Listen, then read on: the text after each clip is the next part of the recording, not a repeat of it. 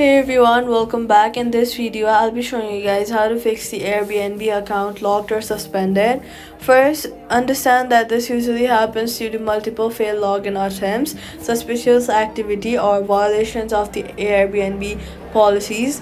Now, start by trying to log in again after a few minutes of time. Then especially if the lock is temporary, then if you cannot access your account, use the forgot password option to reset your login details. Then check your email for any messages from Airbnb explaining why your account was locked or suspended.